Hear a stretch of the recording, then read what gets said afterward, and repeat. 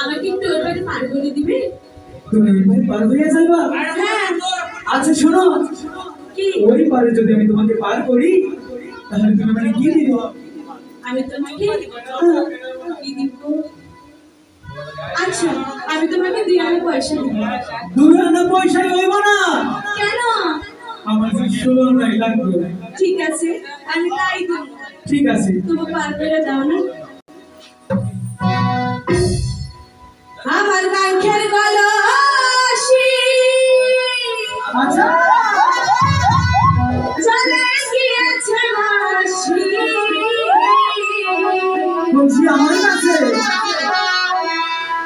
মাঝি রে তোর লঙ্কার জোড়া,